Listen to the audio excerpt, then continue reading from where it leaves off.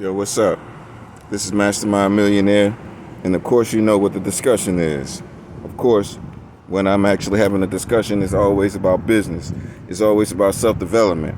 And of course, that is today's subject on basically time management. Now, a lot of us as men, and as women also, we don't manage our time properly. And actually, sometimes this is done, or in most occasions, this is done subconsciously. This is done through culture or habit. Like, for example, kicking it with your friends, gossiping, bickering, in negative relationships. Actually, these are all grave time wasters. Now, when you have a goal to accomplish, whether it's becoming a doctor or a lawyer, whether it's starting a business, or whether it's being an artist or being the best at what you do, then time management is important. Out of 24 hours a day, that means that more than half of that has to go towards you accomplishing your goals or developing the habit patterns and developing the skills and mental power in order to accomplish those goals. So that means you have no time for bickering. You have no time for gossiping. You have no time for negative relationships.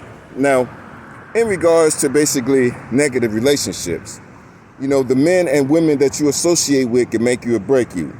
Now, of course, this isn't true for an individual with ultimate mind power or an individual who actually knows who they are. But this is true for the average individual.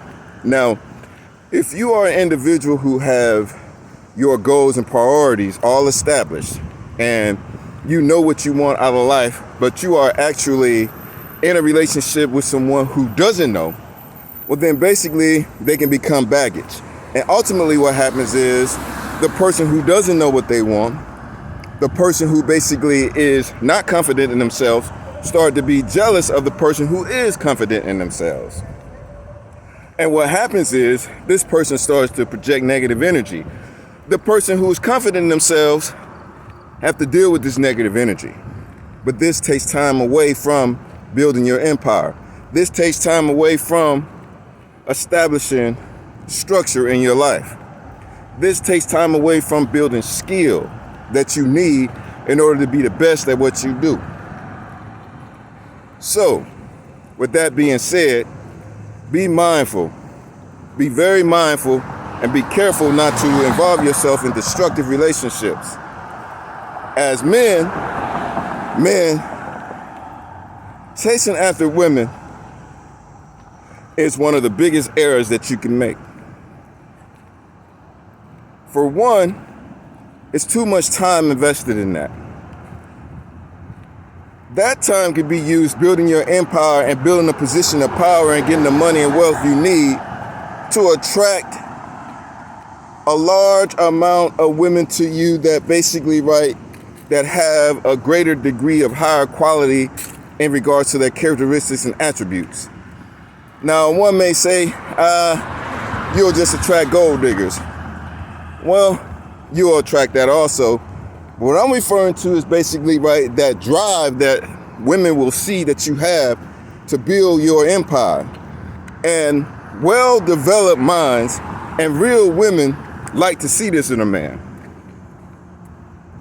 And high-quality women like to see this in a man. It's not about what you can give them, but they like to see that drive. They are attracted to gods. So with this being said, when you're chasing after women, you're putting a lot of focus and energy on the women. You're actually turning these women into gods. But most of these women aren't even worthy to be put on pedestals. They're just ass and titties. They're just coochie, pussy, whatever. Now, for a real woman, these terms wouldn't be utilized because she's an asset. She can help you build your empire. So with that being said, you have to be very careful in regards to what you pursue. And yes, we're going to be simple. What you put your penis in. Women, same thing.